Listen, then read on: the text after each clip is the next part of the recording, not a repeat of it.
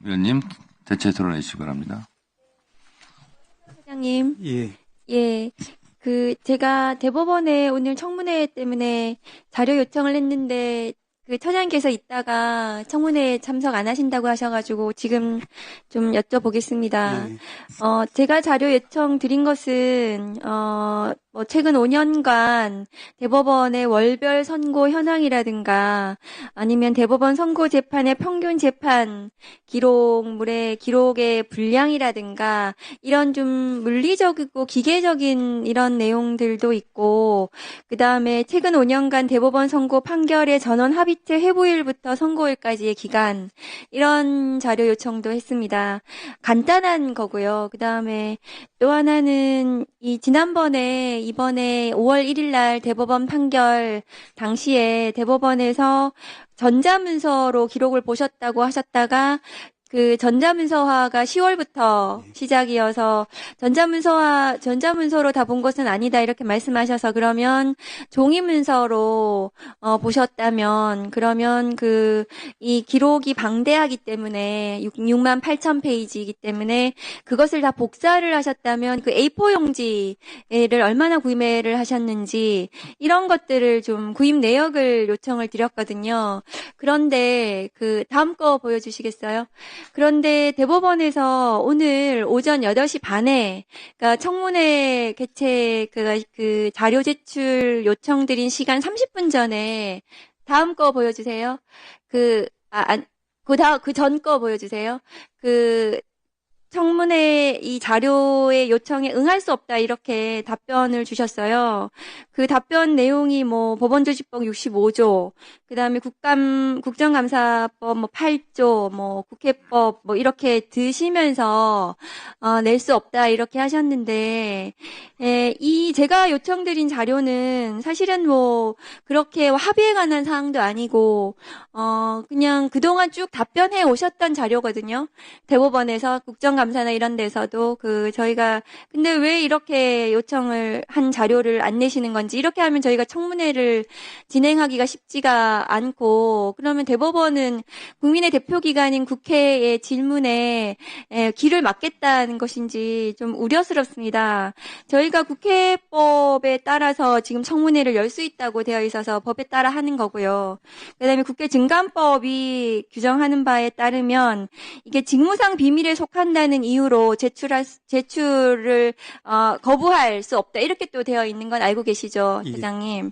그런데 이게 또 대법원의 이 조희대 대법원장의 판결이 군사외교 대북관계 국가기밀에 관한 사항이라고 보기는 좀 어렵거든요. 국가 안위에 관한 사항도 아니고요.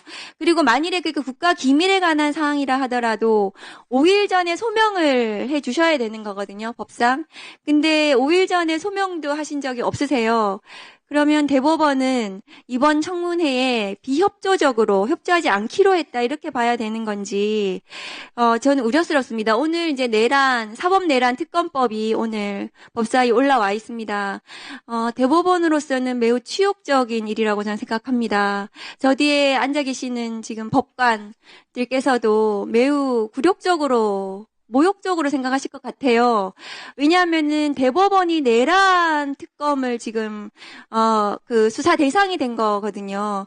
그러니까 오늘 제가 요청드린 이 자료에 대해서 압수수색이 들어갈 수도 있습니다. 이 자료들을 폐기하거나 하신다면 증거인멸이 되실 수가 있는 겁니다. 자료를 보존을 하시고 이 특검에 대비를 하셔야 된다고 저는 생각을 합니다. 그리고 한 가지 더 말씀드리고 싶은 건, 화면을 좀 올려주세요. 저게 지금 천대엽 행정처장님께서 하신 판결문이거든요. 처장님 보시면 저기 천대엽이라고 서명하시고 도장이 찍혀 있는데요. 저렇게 판결문을 하시는 모든 사건들은 주임 판사이시잖아요. 주심 판사. 예. 주심 판사이고 나머지 대법관들도 주임 판사라고 저는 생각을 합니다. 서명과 날인을 한 것은 자기의 사건인 거 그렇습니다. 아닙니까? 그렇습니다. 모든 전국의 판사와 검사들은 자기 사건에 대해서는 기록을 봐야 합니다. 그렇지 않습니까, 처장님? 당연합니다. 그런데 이번에 5월 1일 조희대 대법원 이재명 후보에 대한 판결을 제대로 받는지 안 받는지가 사실은 지금 무슨 답변인지 제가 모르겠습니다. 말씀드려도 되겠습니까? 예. 두 가지만 말씀을 드리겠습니다. 하나는 이제 제가 또 저희들이 생각하기에 우리 재판과 판사가 사회 소금이 될 수 있는 것은 우리가 이제 국가 권력 기관으로부터 어떤 이제 그 눈치도 보지 않고 국민의 기본권 보장 그리고 사회적 소수와 약자의 인권 보장을 재판을 통해서 이루는 데 있다라고 생각합니다. 헌법도 그런 의미에서 상권 분립과 또 사법부 독립을 통해서 법관이 이제 재판했다는 이유로 그 재판 결과와 재판 과정에 대해서 수사나 또 이제 조사 등의 책임 추궁을 당하는 것은 허용하지 않는 취지라고 저희들은 생각합니다. 이것은 의원님들께서 이제 헌법 45조에서 그 국회에서의 직무상 발언이나 표결에 대해서 절대적인 면책이 주어지는 것과 비슷하다라고 저희들은 생각합니다. 이런 관점에서 저희들 입장에서는 이제 이런 재판 과정에 또 재판 결론에 관계해서 여러 가지 조사나 수사를 하는 그런 부분들은 이제 제3제사 좀 제고해 주십사라는 그런 이제 간곡한 말씀을 드리고요. 두 번째로 조금 전에 자료 요청 관련해서는 조금 혼선이 있었던 것 같습니다.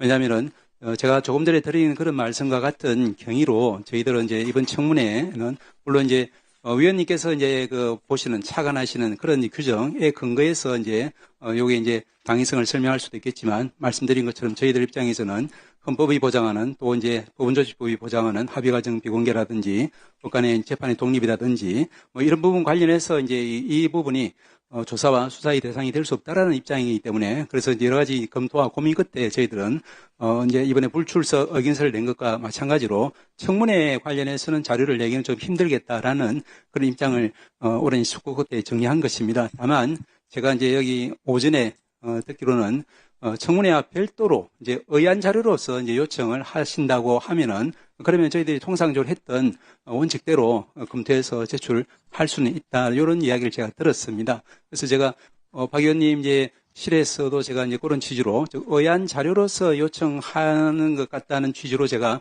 전해 들었습니다만은 그 정확한 말씀을 제가 확인해서 그에 따라 조치를 취하도록 하겠습니다. 네.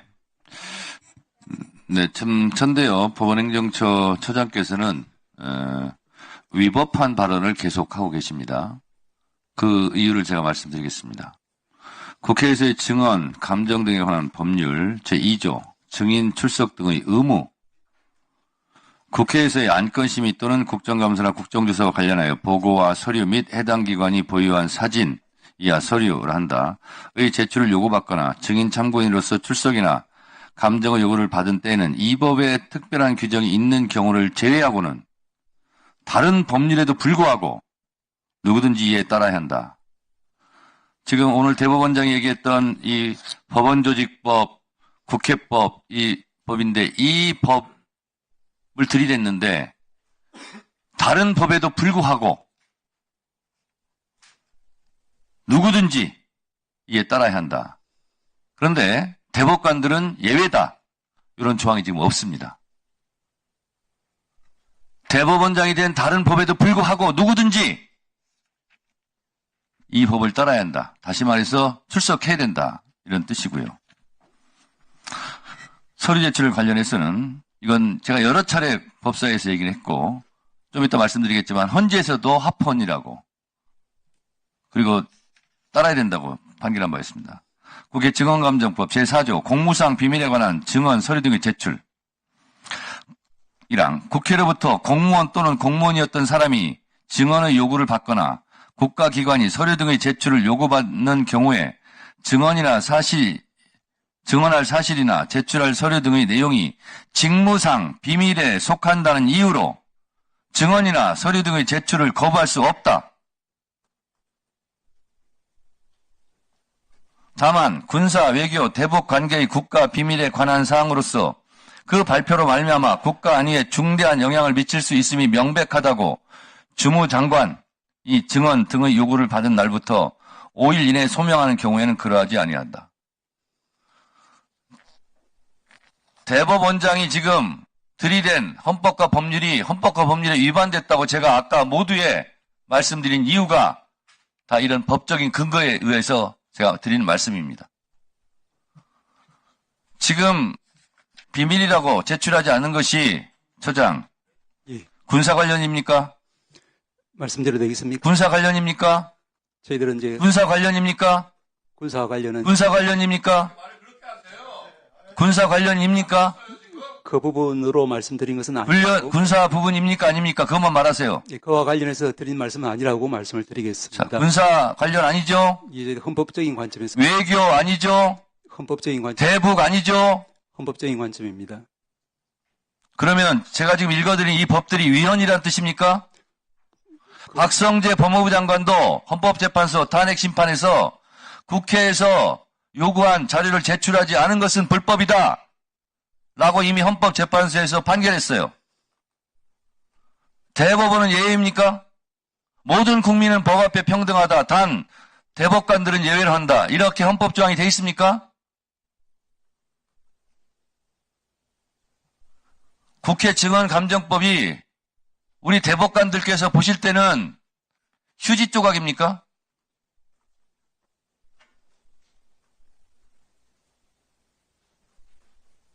말씀드릴까요?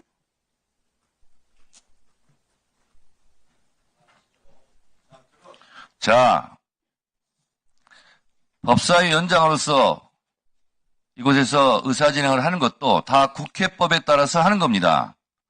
그리고 국회에서 자료 제출 요구를 할 때는 이 증언감정법 자료 제출 등의 법적인 조항에 따라서 다 제출 요구하는 겁니다. 대법관은 공무원 아닙니까?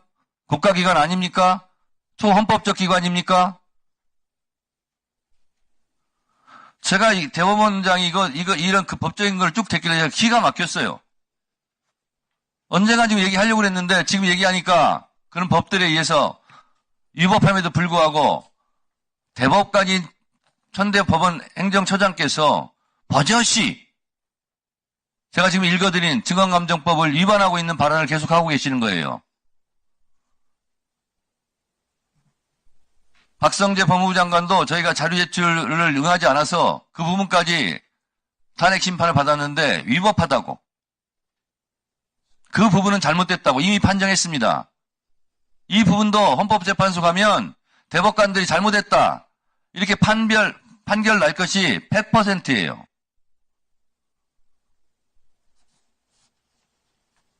그렇게 특권의식을 가지고 국회 위에 있는 것처럼, 국민 위에 있는 것처럼, 헌법 위에 있는 것처럼 그렇게 하지 마세요.